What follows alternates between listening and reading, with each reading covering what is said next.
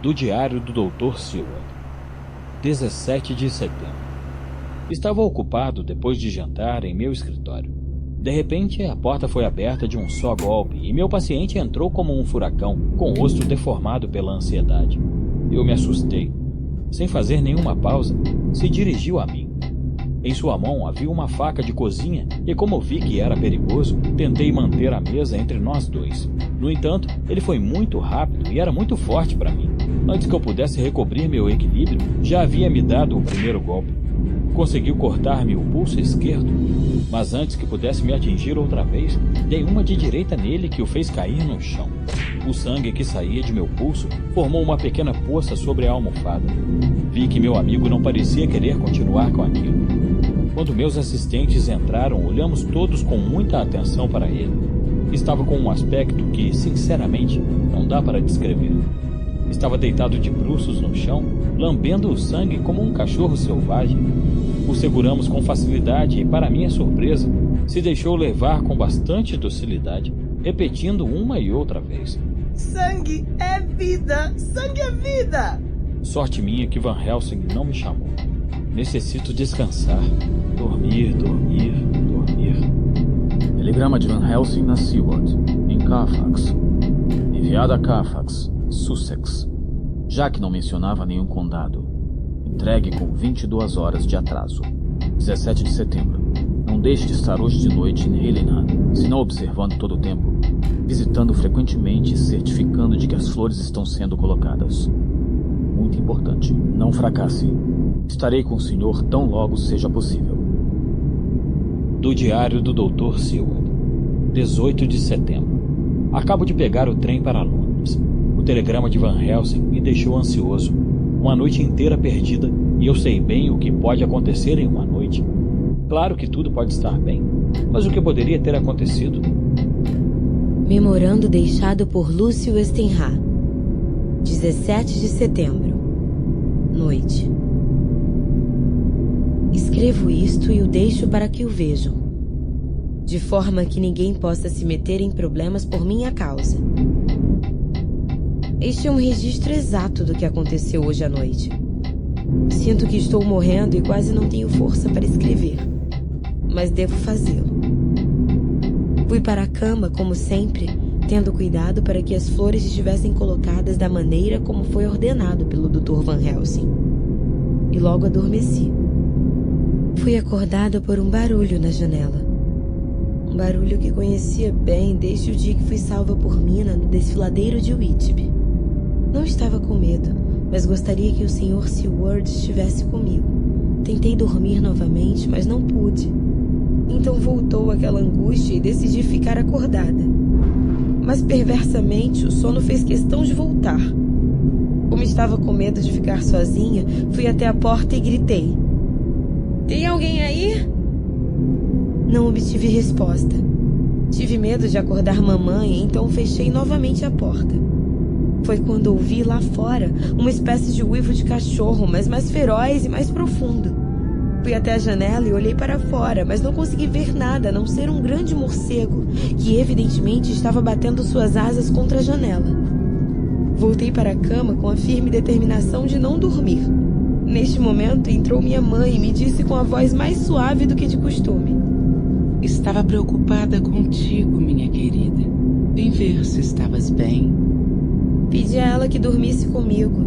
Ela se deitou do meu lado, mas disse que ficaria apenas um instante. O morcego continuou batendo com suas asas na janela, assustando minha mãe, que disse: "O que é isso?" Eu tentei acalmá-la, mas consegui ouvir seu coração acelerado. Depois de um tempo, escutamos um ruído vindo da janela e vimos a seguir como ela se estilhaçou em um monte de pedaços de vidro. Pela janela quebrada, apareceu a cabeça de um enorme lobo. Minha mãe deu um grito de medo e se sentou rapidamente na cama, se segurando em qualquer coisa que pudesse ajudar. Uma dessas coisas era a guirlanda de flores que o Dr. Van Helsing insistiu que eu usasse, e a arrancou de mim. Durante 1 minuto ou 2, ela se manteve sentada, apontando para o lobo. e logo se ouviu um horrível gorgolejo em sua garganta e desfaleceu como se tivesse sido atingida por um raio. Sua cabeça me atingiu no rosto, me deixando tonta por um tempo. Tudo parecia girar, mantive meus olhos fixos na janela, mas o lobo se retirou e uma miríade de pequenas manchas pareceram entrar voando através da janela quebrada, descrevendo espirais e círculos como uma coluna de pó que os viajantes descrevem quando há um vento quente no deserto. Tentei me mover, mas parecia estar enfeitiçada. O pobre corpo de minha mãe, que parecia estar esfriando, pois seu querido coração tinha parado de bater, pesava sobre mim. Depois disso, desmaiei. Não parecia ter passado muito tempo até que eu pudesse recobrar a consciência. Em algum lugar perto daqui, um sino tocava. Todos os cachorros da vizinhança ladravam e em nossos arbustos, aparentemente mais próximos, cantava um rouxinol. Eu estava aturdida e cheia de dor, mas o som do rouxinol pareceu a voz de minha mãe morta, que regressava para consolar-me. Os ruídos pareciam ter acordado as criadas. Pude ouvi-las correndo descalças. As chamei e quando viram minha mãe ali, sobre a minha cama, gritaram. O vento entrou com força através da janela, fechando a porta de um golpe. Levantaram o corpo de minha mãe e a deitaram direito. Cobriram-na com um lençol. Estavam tão ansiosas e nervosas que mandei que fossem à sala de jantar tomar uma taça de vinho. A porta se abriu por alguns instantes e se fechou outra vez. As criadas gritaram horrorizadas e logo correram para a sala de jantar. Eu coloquei as flores de minha guirlanda sobre o peito de minha mãe. Nesse momento, lembrei-me do que me disse o Dr. Van Helsing, mas não quis tirá-las de minha querida mãe. Depois disso, uma das criadas poderia ter ficado comigo. Surpreendeu-me que as criadas não tenham voltado, então fui buscá-las. Meu coração se encolheu quando vi o que havia acontecido. As 4 jaziam indefesas no chão, respirando pesadamente. A garrafa de Jerez estava pela metade sobre a mesa, mas ao redor havia um esquisito cheiro de azedo. Olhei a garrafa, cheirava a láudano. Olhando para a mesinha, vi que a garrafa que continha o calmante estava vazia. Que devo fazer? Que devo fazer? Voltei para o quarto para junto de minha mãe. Não posso abandoná-la e estou sozinha. A não ser pelas 4 criadas adormecidas, alguém as dopou. Sozinha com a morte. Não me atrevo a sair. Escutei um leve uivo de lobo através da janela. O ar parecia cheio de manchas, flutuando e girando na corrente de ar. O que devo fazer? O que devo fazer? Deus me proteja de qualquer mal esta noite. Esconderei este papel em meu decote para que o encontrem quando venham me buscar para meu sepultamento. Minha querida mãe se foi. Meu tempo também já chegou. Adeus, querido Arthur. Caso não consiga sobreviver a esta noite. Que Deus te proteja, querido. E que Deus me ajude.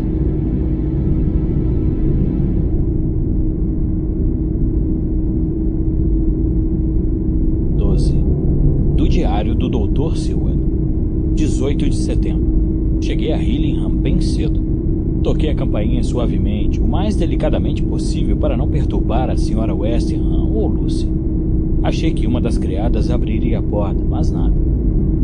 Enquanto esperava, o Dr. Van Helsing chegou e me encheu de perguntas. Como ele está? Chegamos tarde? O senhor não recebeu meu telegrama? Respondi que vinha assim que pude, já que recebi o telegrama com 24 horas de atraso. Então venha, disse Van Helsing. Não temos tempo a perder. Vamos encontrar uma maneira de entrar neste lugar. Demos a volta na casa e encontramos uma janela aberta na cozinha. Foi por lá que entramos. Não havia ninguém por lá, nem nos cômodos próximos. Ao passarmos pela sala de jantar, encontramos as 4 criadas desfalecidas no chão. E isso nos assustou ainda mais. Um temor por Lucy tomou conta de mim. Van Helsing me empurrou. Vamos. Podemos atendê-las mais tarde. Estão apenas desmaiadas. Vamos correndo ver nossa jovem. Ao chegar ao quarto de Lucy, nos pusemos a ouvir atrás da porta antes de entrar, mas nenhum som saía daquele sepulcro. Com rostos pálidos e mãos tremendo, abrimos suavemente a porta e entramos. Como posso descrever o que vimos? Sobre a cama, jaziam as duas mulheres, Lucy e sua mãe. A guirlanda de flores de alho que deveriam estar ao redor do pescoço da jovem estavam sobre o peito da senhora, que tinha uma expressão de horror no rosto. E em sua garganta, os 2 pequenos furinhos agora eram 2 feridas brancas e mais machucadas. Sem dizer uma palavra, o professor se inclinou sobre o peito de Lucy e gritou: Ainda não é tarde demais. Rápido, rápido. Vá por um pouco de conhaque. Eu corri o mais que pude escada abaixo. Entreguei a bebida, mas sem antes verificar se não havia sido envenenada de alguma forma, como o xerez que encontrei na sala de jantar. Van Helsing esfregou com o conhaque os pulsos e os lábios de Lucy e disse: Isso é tudo que podemos fazer neste momento. Vá e acorde as criadas. Precisamos esquentar a água do banho. Ela está muito fria. Necessita se aquecer. Fiz o que ordenou. Não foi difícil acordá-las, exceto uma que levei para um dos quartos para que descansasse. Enquanto a água do banho ficava pronta, a campainha tocou. Levamos Lucy para o banho e ela começou a reagir. Primeira vitória nossa, gritou Van Helsing. A levamos então para outro quarto, a deitamos na cama e a cobrimos bem para que permanecesse aquecida. Demos-lhe um pouco de conhaque e notei que Van Helsing amarrou suavemente um lenço ao redor de seu pescoço. Ela ainda estava inconsciente e estava tão mal que não me lembrava de tê-la visto desta maneira em seus piores dias. Van Helsing chamou uma das criadas para tomar conta de Lucy e me levou para outro cômodo. Devemos decidir o que fazer, disse. Estamos fracos demais e é necessário que outra transfusão seja feita. A quem podemos recorrer? Quem poderia dar suas veias por essa jovem? Bem, eu posso. A voz chegou do sofá do outro lado do cômodo, trazendo alento e alegria ao meu coração, pois reconheci Quincy Morris. Van Helsing o olhou desconfiado no primeiro momento, mas depois seu rosto se suavizou e um raio de felicidade transpassou seus olhos quando eu gritei: Quincy Morris! Corri para ele com os braços abertos. O que te traz aqui? Perguntei enquanto o abraçava. Entregou-me um telegrama que dizia: Não tenho notícias de Sword há 3 dias. Estou terrivelmente ansioso. Não posso ir. Meu pai está na mesma situação. Dê-me notícias de Lucy. Não demore. Homewood. Creio que cheguei a tempo de ajudar. Diga-me o que devo fazer e o farei. Van Helsing deu alguns passos à frente, pegou sua mão e, olhando-o fixamente nos olhos, disse: Melhor coisa que há no mundo. Idade maior de sangue, seu corpo não responde ao tratamento tão rápido quanto antes. Pouco a pouco, seu coração e seus pulmões começaram a melhorar. E Van Helsing lhe deu uma injeção de morfina para que ela conseguisse descansar sem dores. Seu desmaio se converteu em um sono profundo. Servi uma taça de vinho a Quincy e o fiz deitar no quarto ao lado. Pedi à cozinheira que preparasse um bom café da manhã e voltei para perto de Lucy. Queria compartilhar com o professor uma ideia que tive. Quando entrei, encontrei Van Helsing com 1 ou 2 folhas de papel nas mãos. Era evidente que as havia lido e agora estava refletindo sobre seu conteúdo. Tinha um olhar de satisfação em seu rosto, como se tivesse resolvido alguma charada. Entregou-me os papéis, dizendo: Caíram do peito de Lucy quando a levávamos para o banho. Li aqueles papéis e fiquei atônito. Em nome de Deus, o que significa tudo isso? Ela estava ou está louca? Que tipo de perigo é esse? Estava tão perplexo que não conseguia encontrar palavras coerentes. O mestre tirou os papéis de mim e disse: Não se preocupe com isto agora. Esqueça-os. Quando veio correndo até mim, agora há pouco, com certeza queria dizer algo. O que era?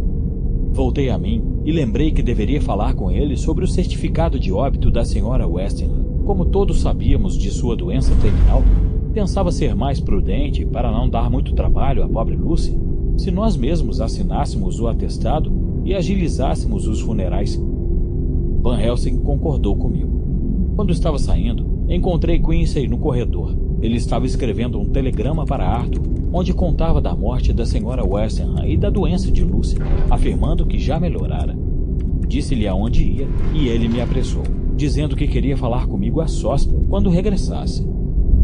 Fiz o que deveria ser feito. Ao voltar para a casa das Westingham, já encontrei Quincy à minha espera. Mas primeiro fiz questão de ver como Lucy estava. Tudo parecia tranquilo e Van Helsing continuava ao seu lado. Fui falar com Quincy, que estava inquieto. John, eu não quero intrometer-me onde não devo, mas isso não é nada normal. Você sabe o quanto amo esta jovem e não posso evitar a preocupação. O que está acontecendo? Do que ela padece? Percebi que não é a primeira vez que fazem uma transfusão de sangue nela. Parece-me que os dois já ofereceram suas veias para a nossa pequena. Não é assim? Sim, respondi. E imagino que Arthur também, já que eu encontrei bastante fraco e esquisito. Nunca havia visto alguém enfraquecer assim tão rapidamente desde que tive uma égua que gostava de passear pelas noites. Um desses morcegos vampiros a agarrou e a deixou com a garganta e as veias abertas, retirando da pobre todo o sangue do corpo. John, se puder falar sem trair a confiança que um paciente deposita em seu médico, diga-me o que está acontecendo. À medida que falava, meu pobre amigo dava sinais de estar por demais ansioso. Sentia que se torturava por não poder ajudar mais a mulher que amava. Pelo amor de Deus, John, desde quando está acontecendo este calvário? 10 dias. 10 dias? Então, durante esses 10 dias, o sangue de 4 homens foi transferido para suas veias. Um homem, ainda que forte, não poderia suportar isso por muito tempo. Diga-me, o que ela tem? Como perdeu tanto sangue? Movi a cabeça negativamente. Aí está o problema. Van Helsing está frenético com o assunto e eu estou a ponto de perder o juízo. Já não consigo nem mais tentar adivinhar. Mas ficaremos aqui até que tudo se resolva para o bem ou para o mal. Quincy deixou-se cair desanimado no sofá. Digam o que tenho que fazer e o farei. Contem comigo. Quando Lucy acordou, sua primeira reação foi pôr a mão no peito procurando os papéis que Van Helsing me havia dado para ler. O cuidadoso professor os havia colocado novamente em seu lugar para evitar que ela sofresse algum dissabor ao despertar. Ao encontrá-los, ela sorriu e seus olhos se alegraram. Foi quando ela olhou ao seu redor. Ao ver onde estava, deu um grito agudo e colocou suas pálidas mãos sobre o rosto. Ambos entendemos o que significava. A pobre havia se dado conta da morte da mãe. Tentamos consolá-la, sem muito êxito. Ao entardecer, caiu uma espécie de estado catatônico. Foi quando aconteceu algo muito estranho. Ainda enquanto dormia, tirou os papéis de seu decote e os rasgou. Van Helsing se adiantou e os tirou de suas mãos. Mas ela continuou a ação de rasgá-los em pedaços cada vez menores, como se ainda os tivesse nas mãos. Van Helsing pareceu surpreso, suas sobrancelhas se uniram como se pensasse em algo, mas não disse nada. 19 de setembro. Lucy ficou com medo de dormir na noite passada. Sempre que cochilava, ao acordar, parecia ainda mais debilitada. Eu e o professor nos revezamos na vigilância. Quincy Morris ficou andando ao redor da casa durante toda a noite. Quando o dia amanheceu, a luz matinal nos mostrou o verdadeiro estado de Lucy. Ela quase não conseguia mover a cabeça e os poucos alimentos que conseguiu ingerir parecem não ter surtido efeito algum. Ela dormia e acordava. Van Helsing e eu anotávamos as mudanças que produziam nela ao dormir e ao despertar. Dormindo parecia mais forte, mas sua fisionomia era como a de outra pessoa. Acordada parecia com ela mesma, mas muito mais fraca e quase agonizante. À tarde, perguntou por Arthur e nós o telegrafamos. Ele veio imediatamente. Chegou por volta das 6 da tarde. Ao vê-la, nosso amigo simplesmente se afogou de tanta emoção e nenhum de nós conseguiu falar. Nas horas seguintes, os períodos de sono ficaram mais frequentes, dificultando longos períodos de conversa. Mas a presença de Arthur parece ter atuado como estimulante. Se reanimou um pouco e falou com ele com mais lucidez. Ele também se controlou e conversou alegremente com ela, de forma que confortou a alma de nossa amada. Já vai dar 1h da manhã. Arthur e Van Helsing estão sentados com ela. Eu os renderei dentro de 15 minutos. Temo que nossa vigilância termine amanhã, pois o estado de Lucy parece não melhorar. Que Deus nos ajude. Carta de Mina Harker a Lucy Westenra. Sem abrir. 17 de setembro. Minha querida Lucy, parece que séculos se passaram desde a última vez que te escrevi. sei que me perdoarás todas as faltas quando ler as notícias que vou te dar. Trouxe meu marido em boas condições, apesar de estar sofrendo de um ataque de gota. O Sr. Hawkins nos ofereceu sua casa para que Jonathan se restabeleça. Instalamo-nos e jantamos. O Sr. Hawkins pediu a palavra e fez um brinde a nós. Meus queridos, quero brindar por vossa saúde e prosperidade. Desejo que todas as bênçãos recaiam sobre o casal. Os conheço desde quando eram crianças. Agora desejo que faças de meu lar o vosso lar. Eu não tenho filhos, nem descendentes. Todos já se foram, e em meu testamento eu os constituo meus herdeiros universais. Tivemos uma noite muito, muito agradável. E é assim que estamos aqui, nesta bela e antiga casa. Tanto deste dormitório quanto da sala, posso ver a beleza da catedral. Nem preciso dizer que ando muito ocupada, arrumando coisas e fazendo os trabalhos do lar. Como está sua mãe? Eu queria muito ir à cidade uns dias, para poder estar contigo, mas não me atrevo ainda. Jonathan ainda precisa de cuidados. Ainda está debilitado pela doença que o acometeu.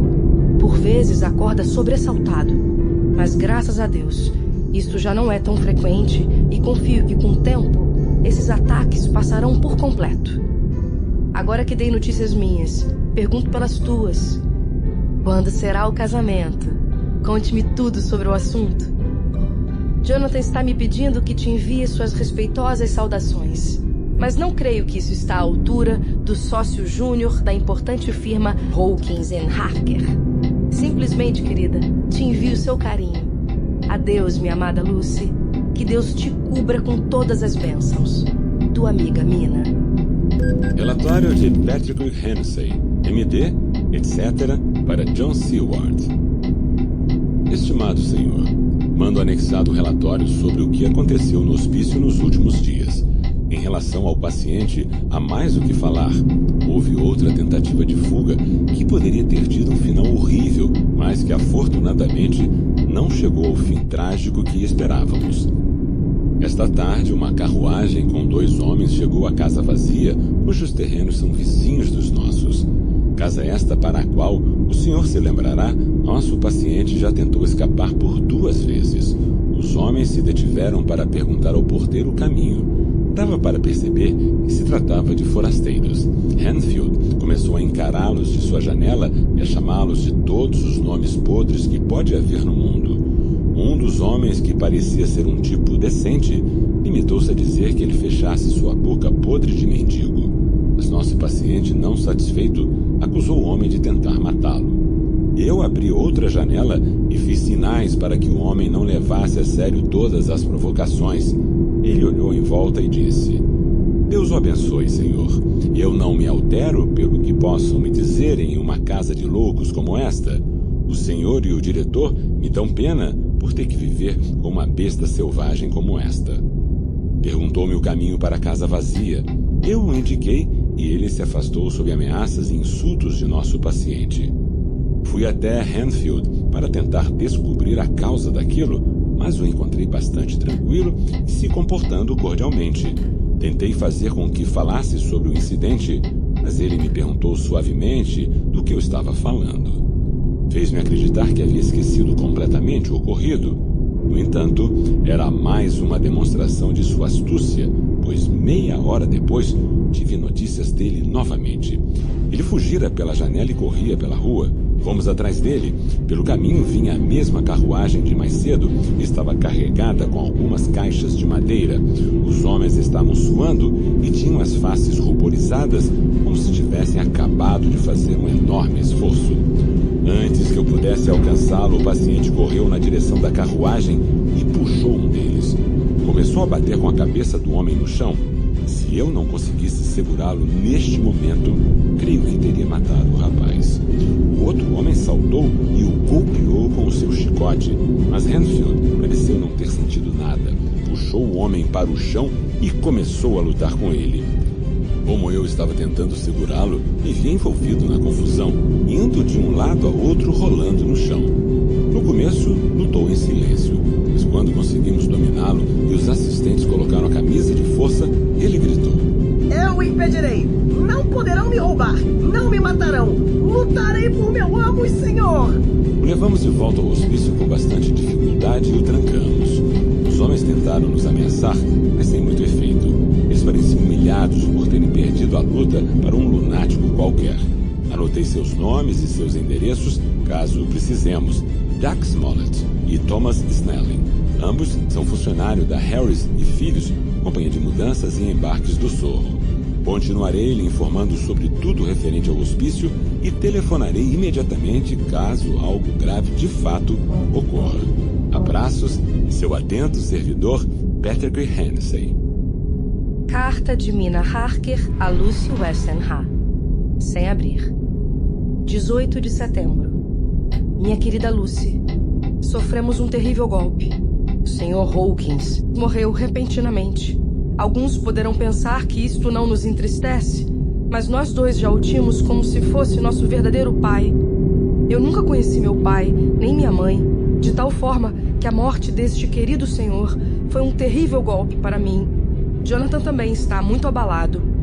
Não só se sente triste, muito triste, pelo querido ancião que o ajudou tanto na vida e tem sido um verdadeiro pai para ele, mas também se sente sobrecarregado pela responsabilidade que agora recai sobre ele.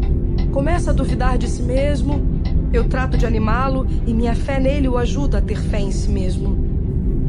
Oh, querida, é muito duro que uma natureza tão doce, simples, nobre e forte como a dele se encontre tão machucada a ponto de perder a essência de sua força. Perdoe-me, querida, se te incomodo com meus problemas, mas eu preciso falar com alguém. O esforço que faço para parecer feliz perto de Jonathan me cansa. E aqui não tenho ninguém em quem confiar. Vamos a Londres para os funerais. Como não há parente vivo, Jonathan terá que ajeitar tudo.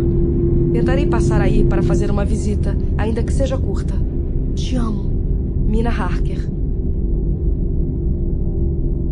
Do Diário do Dr. Seward, 20 de setembro. Sinto-me muito abatido, cansado do mundo e tudo que há nele, incluída aí a própria vida. De tal maneira que não ficarei triste se escutasse a batida das asas do anjo da morte para buscar-me. Ele já passou por aqui. Veio pela mãe de Lucy, pelo pai de Arthur e agora em de Van Helsing pontualmente. Queríamos que Arthur também descansasse, mas se enganou. Só concordou depois que eu disse que apenas necessitaríamos dele durante o dia e que não deveríamos nos cansar todos ao mesmo tempo pelo bem de Lucy. Eles foram descansar e eu fiquei com nossa amada jovem. Lucy tinha novamente a guirlanda de flores de alho em volta do pescoço, tinha a respiração pesada e seu rosto estava desfigurado, com a boca aberta mostrando as pálidas gengivas. Através da tênue luz, seus dentes pareciam mais longos e pontudos que de costume, especialmente os caninos. Eu me sentei ao seu lado e neste momento ouvi um barulho de asas lá fora. A luz estava cheia. Olhei por uma fresta e vi que havia um enorme morcego, provavelmente atraído pela luz, que se batia contra a janela. Quando voltei ao meu lugar, vi que Lucy havia se movido ligeiramente e as flores de alho havia caído do pescoço. As coloquei no lugar da melhor maneira possível. Logo acordou e tentei alimentá-la. Parecia que havia desistido de lutar pela vida. De repente percebi que ela tentava arrancar as flores de alho enquanto dormia, mas ao acordar as segurava com força. Isso me surpreendeu. Às 6 horas da manhã, Van Helsing veio render-me. Arthur havia caído em um sono profundo e o professor não quis acordá-lo. Quando viu o rosto de Lucy, pude escutar sua sibilante respiração. Então ele disse em um sussurro agitado: "Suba a persiana. Preciso de luz." O professor inclinou-se e, com seu rosto quase tocando o de Lucy, a examinou cuidadosamente. Tirou as flores e o lenço de sua garganta. Ao fazê-la, retrocedeu e gritou: "Meu Deus!" Eu também me inclinei para olhar e um calafrio percorreu meu corpo. As feridas da garganta haviam desaparecido completamente.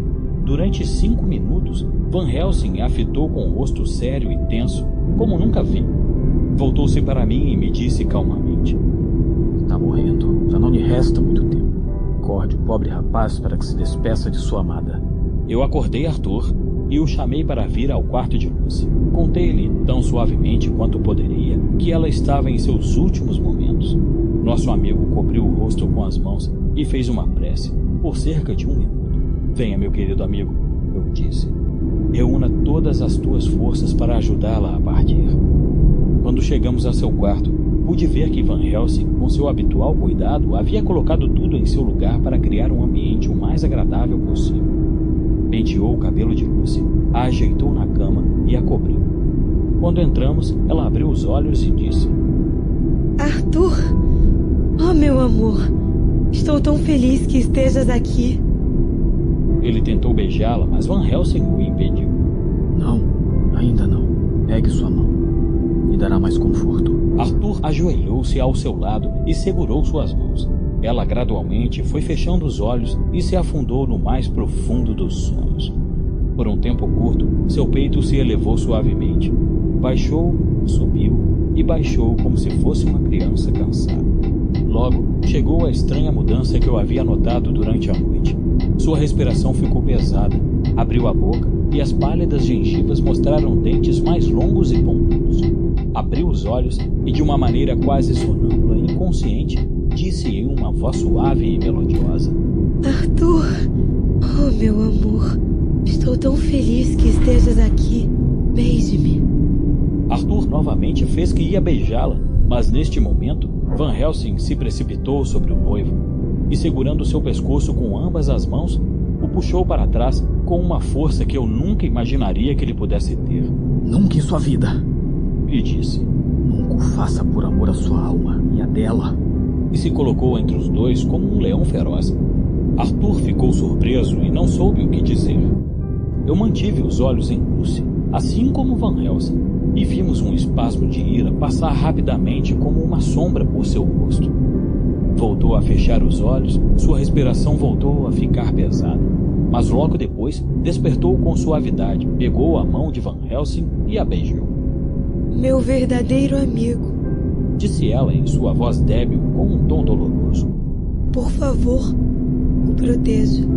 Van Helsing voltou para Arthur e falou: Venha, filho, pegue a mão dela nas suas e a beije na testa. Somente uma vez. Os olhos deles se uniram no lugar de seus lábios e assim se despediram. Van Helsing pegou o braço de Arthur e o afastou do leito. Logo, a respiração da pobre Lucy voltou a ficar pesada e cessou de vez. Tudo terminou, disse Van Helsing. Está morta.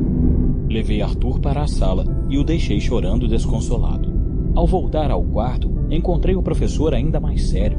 Havia mudado algo no corpo dela. A morte lhe havia devolvido parte da beleza, pois suas bochechas haviam recobrado um pouco de suas suaves linhas. Até os lábios pareciam ter perdido a palidez mortal. Era como se o sangue, já não necessário para o funcionamento do coração, quisesse suavizar o máximo possível a rigidez e a desolação da morte. Pobre menina, disse Van Helsing, finalmente em paz. Ele se virou para mim e disse solenemente: Não, rapaz, nada disso. É apenas o começo. Quando lhe perguntei o que queria dizer com aquilo, ele balançou a cabeça e respondeu: Já não podemos fazer nada por ela. Espere, o senhor verá. 13. Do Diário do Dr. Seward. Continuação. Marcamos o funeral para o dia seguinte, para que Lucy e sua mãe pudessem ser enterradas juntas. Notei que Van Helsing nunca se afastava muito de Lucy. Não havia parentes e, como Arthur, teve de ir ao enterro de seu pai. Eu e o professor ficamos a cargo de todas as providências. Meu mestre insistiu em cuidar de todos os papéis das Westingham pessoalmente. Eu perguntei por quê, já que, como estrangeiro, poderia não estar a par de todos os trâmites legais ingleses e, por ignorância, acaba causando algum aborrecimento. O senhor se esquece de que sou advogado além de médico. Tenho que cuidar para que algumas coisas sejam evitadas. E enquanto falava, tirou de dentro de seu caderno de anotações os papéis que Lucy havia rasgado. Quando o senhor descobrir algo sobre o advogado da senhora Wenstera, escreva para ela. Eu ficarei vigiando aqui neste quarto e no antigo cômodo da senhora Lucy. E procurarei o que deve ser procurado. Não é bom que seus pensamentos mais íntimos caiam em mãos estranhas. Em meia hora, descobri o nome e o endereço do advogado da família e lhe escrevi. Todos os documentos da pobre dama estavam em ordem. Não havia terminado de selar a carta quando, para minha surpresa, Van Helsing entrou dizendo: Posso ajudar, amigo John? Encontrou o que buscava? Não procurei por nada específico, apenas esperava encontrar algo. Encontrei algumas cartas e umas tantas anotações. Também um diário recém-começado. No momento não diremos nada sobre isso. Irei ver o pobre Arthur amanhã à noite. E com sua autorização, usarei estes documentos. Agora, amigo, creio que podemos dormir. Precisamos descansar. Amanhã teremos muito o que fazer. Antes de me recolher, fui ao quarto onde estava Lucy. O funcionário da funerária havia feito um magnífico trabalho. Transformou o cômodo em uma bela capela. Havia uma enorme quantidade de lindas flores brancas e a morte ficou menos repulsiva. O sudário estava sobre o rosto da jovem. Quando o professor o retirou, nos assombramos. Toda a beleza de Lucy havia voltado. O tempo não parecia lhe deixar marcas da morte. Ao contrário, conforme o tempo passava, a beleza da vida voltava à sua face. Era difícil imaginar que estávamos olhando para um cadáver. O professor olhou com gravidade. Permaneça aqui até eu voltar, me disse e saiu do quarto. Voltou com um punhado de alho silvestre da caixa que estava na sala de jantar, ainda sem abrir, e colocou as flores entre as outras, em cima e ao redor da cama. Tirou um pequeno crucifixo de ouro que levava por baixo da camisa e o colocou sobre a boca da morta. Pôs o sudário em seu lugar e saímos. Amanhã quero que o senhor traga, antes do anoitecer, um par de bisturis de dissecação, me disse o mestre. Devemos fazer uma autópsia? Sim e não. Quero operá-la, mas não como o senhor imagina. Vou lhe contar, mas isto não pode sair daqui. Quero cortar sua cabeça e tirar seu coração. Ah, o senhor é um cirurgião e fica espantado. Claro, meu querido amigo. O senhor a amava? Não esqueci. Eu a operarei e o senhor não me ajudará. Gostaria de fazer isto ainda esta noite, mas por Arthur não o farei. Ele estará livre depois do enterro de seu pai e vai querer vê-la. Mas por que fazer isso? A moça está morta. Por que mutilar sem necessidade seu corpo? Não haveria benefício algum, não para nós, nem para Lucy, nem para a ciência, nem para o conhecimento humano. Por quê? Tal coisa é monstruosa. O professor colocou a mão sobre meu ombro e disse com infinita ternura: Amigo John, estou compadecido de seu coração machucado. Se eu pudesse, arrancaria essa dor que sente agora. Mas há coisas que o senhor ignora e que, no entanto, terá que conhecer. O senhor me agradecerá, ainda que não sejam coisas agradáveis. John, meu filho, o senhor tem sido meu amigo fiel. Já me viu fazer algo sem motivo alguma vez? Se errar, sou humano, mas acredito em tudo que faço. Meu amigo, diante de nós surgem dias estranhos e terríveis. Sejamos não 2, mas 1. Para poder trabalhar com êxito, o senhor poderia ter fé em mim? Prometi a ele que confiaria. Enquanto Van Helsing saía do quarto, viu uma das criadas passar silenciosamente pelo corredor e entrar no quarto onde estava Lucy. Isso me impressionou. A devoção é tão rara e nos sentimos tão agradecidos quando vemos que pessoas devotam afeto a nossos entes queridos. Ali estava uma pobre moça superando o medo da morte sozinha, o corpo da patroa que tanto amou. Devo ter dormido profundamente, pois já era dia quando o professor entrou e disse: Não precisamos mais dos bisturis. Não farei mais a operação. Por que não? Porque é muito tarde ou muito cedo. Veja. E me mostrou o pequeno crucifixo de ouro na mão. Isto foi roubado durante a noite. Como roubado? Se está aí com o senhor. Eu recuperei da pobre criatura que o roubou. Ela não sabia o que estava fazendo, mas seu castigo chegará, não por mim. Afastou-se dizendo essas coisas e me deixou mergulhado em um novo mistério para desvendar. A manhã transcorreu sem incidentes. Ao meio-dia, chegou o advogado, o Sr. Marquand. Mostrou-se muito cordial e agradecido por tudo que havíamos feito, e tomou a frente dos trâmites a partir dali. Durante o almoço, disse que a Sra. Westingham já esperava por sua morte repentina devido à doença de seu coração. Por isso, havia deixado todos os assuntos na mais absoluta ordem. Informou-nos que, À exceção de uma propriedade que estava em nome do seu falecido marido e agora ia para parentes longínquos por não ter um descendente direto, todo o seu patrimônio iria para o Sr. Homewood. Nós fizemos o que podíamos para impedir isto. Alertamos sobre o erro que cometia a não deixar sua filha com um centavo, ou não tão livre quanto deveria ser dentro de seu casamento. Mas não tivemos alternativa a não ser fazer o que nos pedia. E agora, pensando friamente, depois de todo o acontecido, devo admitir que, neste caso, qualquer outra forma de disposição sobre seus bens teria resultado na impossibilidade de cumprir seus desejos. Se Lucy houvesse entrado em posse de suas propriedades, ainda que ela vivesse tão somente 5 minutos a mais que sua mãe, não havendo testamento e não poderia haver, Lord Godalming não poderia receber nada. E os herdeiros, sendo parentes distantes, não abandonariam facilmente seus direitos em benefício de uma pessoa estranha.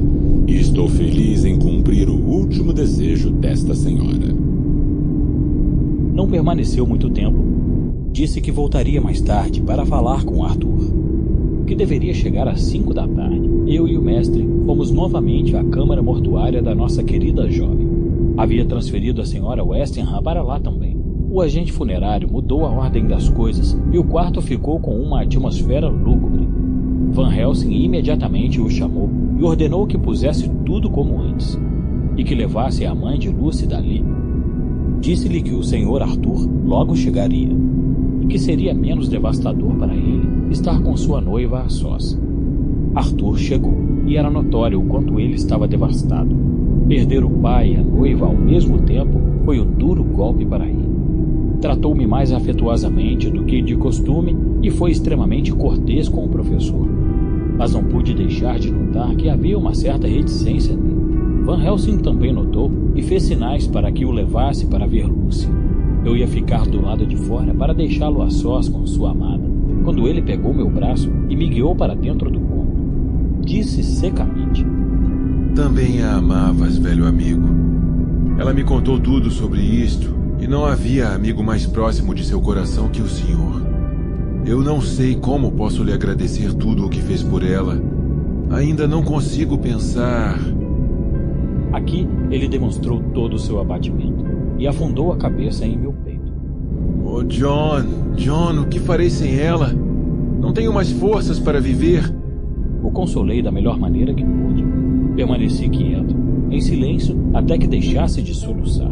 Então lhe disse suavemente: Venha. Juntos caminhamos até a cama. Retirei o sudário de seu rosto e... Deus, como estava bonita! Aquilo me assombrou e me assustou. Arthur caiu tremendo e, finalmente, movido pela dúvida, foi transpassado por calafrio. Depois de uma longa pausa, me disse em sussurro: John, está realmente morta? Eu assenti com tristeza. Depois de se ajoelhar e ficar olhando por um longo tempo para Lucy, se afastou.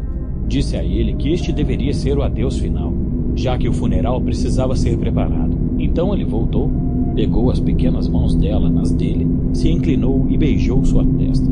Logo se retirou, olhando-a amorosamente sobre seu ombro. O deixei na sala e contei a Van Helsing que Arthur já havia se despedido de sua amada. Também contei da dúvida do pobre homem, ao que o professor respondeu: Não me surpreende. Por um momento eu também duvidei. Durante o jantar, o professor ficou em silêncio, mas quando acendemos nossos cigarros, disse: Lorde. Mas Art o interrompeu. Não, pelo amor de Deus, não. Meu senhor, me perdoe, minha perda é muito recente, eu não quis ofendê-lo. O senhor pode me chamar da maneira que quiser, disse Art. Mas espero que tenha sempre o título de amigo. Deixe-me dizer que não tenho palavras para agradecer o que fez por minha amada. Fez uma pausa e continuou. Sei que ela compreendeu sua bondade até melhor do que eu. E se fui rude, ou lhe aborreci de alguma forma, me perdoe. Sei que foi terrível para o senhor confiar em mim, disse Van Helsing. Mas para confiar é necessário compreender. Creio que nem agora o senhor confia em mim, pois ainda não compreende. Pode ser que cheguem dias em que eu queira sua confiança, mesmo que essa compreensão ainda esteja distante. Mas haverá o tempo em que sua confiança em mim será irrestrita. E o senhor entenderá, como se a luz do sol penetrasse em sua mente. Posso lhe perguntar algo? O senhor sabe que a senhora Wenstrel lhe deixou todas as suas propriedades? Por Deus, não! Bom, meu querido amigo, o senhor agora pode fazer o que quiser com tudo. Mas desejo que me dê sua autorização para ler todos os documentos e cartas da senhorita Lucy. Acredite, não é mera curiosidade. Eu tenho motivos. Tenho esses papéis comigo. Os guardei para evitar que caíssem em mãos estranhas. E se o senhor me permite, continuarei guardando-os. Nenhuma palavra se perderá. E no tempo oportuno, os devolverei. O senhor pode fazer o que quiser. Esta noite Van Helsing não dormiu. Andou de um lado para o outro, como se estivesse patrulhando a casa sem se afastar muito do quarto onde estava Lucy. Do diário de Mina Harker, 22 de setembro. No trem rumo a Exeter, Jonathan dorme. Como o tempo passou e como as coisas mudaram. De jovens apaixonados e sem muito o que pensar, para casados. Jonathan agora é advogado e herdeiro de um dos mais famosos advogados do país. Outro ataque de John poria nosso futuro em risco. Escrevo em taquigrafia para me exercitar. O funeral foi simples e solene. Só estávamos nós e os criados. 1 ou 2 velhos amigos, seu agente em Londres e um cavalheiro representando Sir John Paxton, o presidente da sociedade jurídica. Depois do enterro, fomos dar uma volta para pensar um pouco e distrair o coração. Andamos de mãos dadas pelas ruas e avenidas, sem nos importar com os olhares de reprovação dos mais velhos.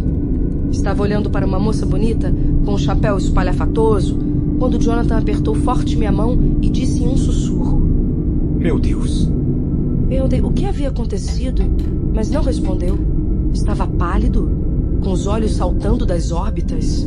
Com uma mistura de terror e assombro, olhava fixamente para um homem alto, magro e de nariz afilado, que também observava a bela moça. Estava tão absorto que não percebeu nossa presença e por isso pude vê-lo bem. Tinha um rosto cruel, porém sensual, grandes dentes brancos e lábios muito vermelhos. Perguntei novamente a Jonathan por que estava tão perturbado, e ele disse: Não vês quem está ali? Não, querido, não conheço quem é. Sua resposta me impressionou. É o homem em pessoa. Meu pobre amado estava evidentemente aterrorizado por algo. Acredito que se não tivesse se segurando em mim, teria desfalecido. O homem misterioso manteve o olhar na bela dama, e quando sua carruagem se afastou pela viela, ele a seguiu em um cabriolé. Jonathan o seguiu com o olhar e disse como que para si mesmo: Creio que é o conde, mas rejuvenesceu muito. Meu Deus, meu Deus, meu Deus! Se eu soubesse... Estava tão nervoso que achei melhor guardar silêncio. Meu Deus! Com muita suavidade o afastei daquele lugar. Caminhamos um pouco mais e nos sentamos em um parque. Depois de olhar para o vazio durante um longo período, Jonathan fechou os olhos e caiu em um sono profundo, com a cabeça apoiada em meus ombros. Acordou alegre e, aparentemente, não lembrava do que acontecera. Mina, eu dormi. Ah, meu bem, perdoe-me por ser tão desatento. Vamos tomar uma taça de chá em algum lugar. Não gosto desses ataques de amnésia. Podem causar algum dano cerebral, mas não quero perturbá-lo com isso. No entanto, devo tentar descobrir tudo o que tenha relação com sua viagem ao estrangeiro. Temo que tenha chegado a hora de ler seu diário. Oh, Jonathan, me perdoe, mas é para o seu próprio bem. Mais tarde. Foi uma volta triste em todos os aspectos. A casa, sem a presença do Sr. Hawkins, e agora este telegrama deste Sr. Van Helsing, seja lá quem for. Tenho o infortúnio de participar da morte da Sra. Wenstera e de sua filha Lucy. Ambas foram enterradas hoje. Meu Deus, quanta dor em tão poucas palavras. Pobre Sra. Westenra, pobre Lucy, se foram para sempre. E pobre Arthur, que perdeu a doçura de sua vida. Deus nos ajude a suportar. Do diário do Dr. Silwood, 22 de setembro. Tudo terminou. Arthur voltou a Rick, levando consigo Quincy Morris. Que pessoa maravilhosa Quincy é. Creio, no mais profundo de meu coração, que ele sofreu tanto quanto todos nós a morte de nossa amada, mas soube se sobrepor à dor para não piorar o ambiente. Se a América continuar produzindo homens como este, não resta dúvida de que se transformará em uma grande potência mundial. Van Helsing está deitado, descansando para sua viagem de volta a Amsterdã, mas me disse que voltará amanhã, só precisa ir resolver algumas questões. Perguntou-me se na volta poderia ficar em minha casa, já que tem um trabalho para fazer em Londres, que demandará certo tempo. Pobre velho amigo, temo que o esforço das últimas semanas rompeu sua fortaleza de ferro. Durante todo o tempo do funeral, pude ver que fazia um esforço extraordinário para se controlar. Quando tudo já havia passado, Arthur começou a falar de seu relacionamento com Lucy e disse que depois da transfusão se sentiu de fato, ainda que não de direito, marido da pobre moça aos olhos de Deus. Van Helsing, ao ouvir isto, ia alternando entre pálido e corado. Nenhum de nós disse uma palavra das outras transfusões e jamais diremos. Quando o professor e eu ficamos a sós na carruagem de volta para casa, ele teve um ataque de histeria, mas insistia que foi apenas seu senso de humor se manifestando em terríveis circunstâncias. Riu até começar a chorar, e eu tive de fechar as persianas para que não fôssemos mal interpretados. Chorou até rir outra vez e se alternava nisso, até que chorou e riu ao mesmo tempo. Tentei ser duro com ele, mas foi sem efeito. Quando voltou a si, perguntei o motivo daquilo, e sua resposta foi de certa maneira própria dele, pois foi extremamente ilógica. Ah, o senhor não compreende, meu amigo. Não pense que não estou triste. Veja, orei quando me afogava no riso. Mas também não pense que estou absolutamente triste quando choro, pois o riso chegou da mesma forma. Lembre-se sempre que o riso que bate à sua porta e pergunta: posso entrar? Não é o verdadeiro riso. Não. O riso é um rei e chega quando e como quer. Não pergunta a ninguém. Não escolhe tempo. Diz somente: estou aqui. Lembre-se, por exemplo, que me doeu o coração por essa pequena jovem tão doce. E dei meu sangue por ela, ainda que esteja velho e gasto.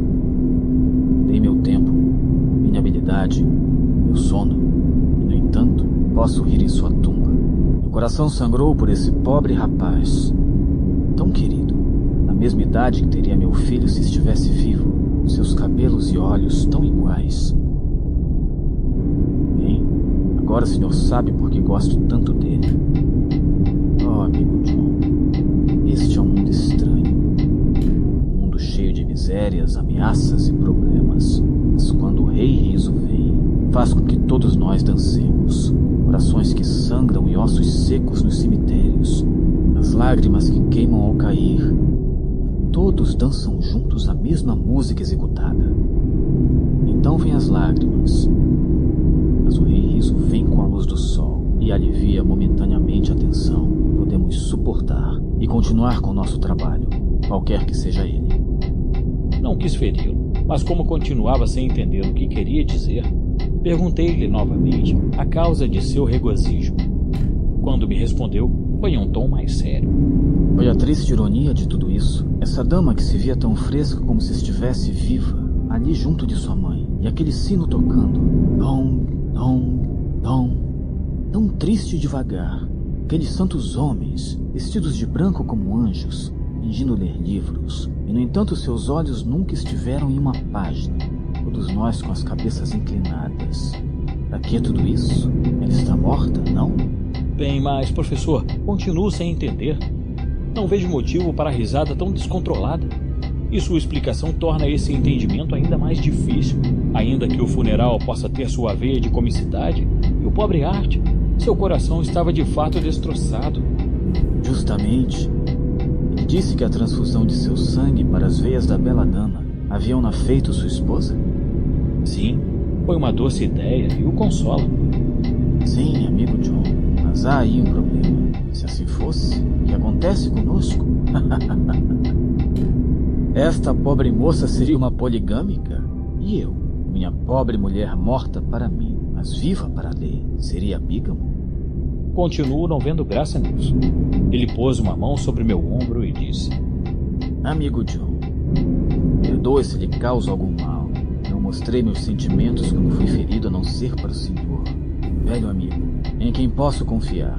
o senhor pudesse ver dentro do meu coração quando isso chegou para mim, talvez o senhor se compadecesse desse seu amigo. Comoveu-me a ternura em sua voz e lhe perguntei o porquê. Porque eu sei. Agora estamos todos enrolados. Longos dias de solidão irão pousar sobre nossos tetos com as asas abertas. Lucy descansa na tumba de sua família, um grande mausoléu em um cemitério solitário, longe de Londres, onde as flores selvagens crescem segundo suas próprias regras. Assim termino esse diário. E só Deus sabe se algum dia começarei outro. Se começar, ou tão somente abrir este outra vez, falarei de pessoas diferentes com assuntos diferentes, pois aqui é o final da narração do romance de minha vida. E aqui é onde retorna o fio do meu trabalho cotidiano com tristeza e sem esperança. Gazeta de Westminster, 25 de setembro. O mistério de Hampstead. A vizinhança de Hampstead está assustada com uma série de acontecimentos similares aos casos do horror de Kensington, a mulher esfaqueadora ou a mulher de negro. Durante os últimos 3 dias, várias crianças desapareceram e voltaram para casa sem saber dar explicações de onde estavam. Elas sempre somem pela noite e só são encontrados no dia seguinte. Como a primeira criança disse que teria passado a noite com a Dama Bonita, as outras passaram a usar a mesma desculpa. Um correspondente nos escreve dizendo que ver os pequenos fingindo ser a Dama Bonita é verdadeiramente divertido. No entanto, há um lado sério da questão, pois alguns, de fato todos que se perderam durante a noite, voltaram com feridas em suas gargantas. Parecem ter sido feitas por ratos ou um cachorro pequeno. E ainda que, em um primeiro momento, não tenham muita importância, mostram que qualquer que seja o animal, tem um método próprio. A polícia local foi instruída a ficar de olho em todas as crianças de rua, especialmente as que sejam muito jovens, e também a qualquer cachorro errante que ande por aqui. Gazeta de Westminster, 25 de setembro, extra especial. O horror de Hampstead. Outra criança ferida. A Dama Bonita. Acabamos de receber notícias de que outra criança se perdeu ontem à noite e só foi encontrada hoje pela manhã debaixo de um arbusto na parte mais abandonada da cidade. Tinha as mesmas feridas na garganta que foram encontradas nos outros casos. O menino estava terrivelmente fraco e esgotado. Ao se recuperar, contou a mesma história dos outros, que havia sido enganado pela Dama Bonita.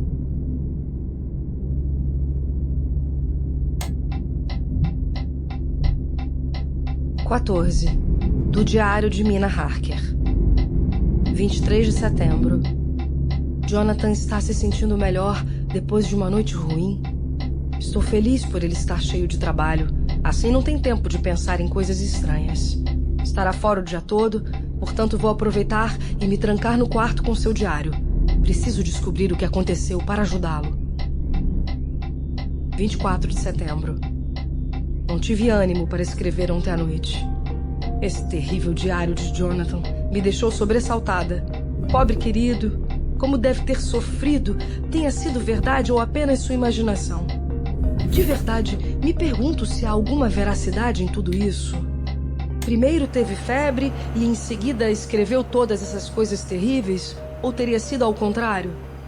Suponho que nunca o saberei, pois não me atrevo a falar com ele sobre o assunto. No entanto,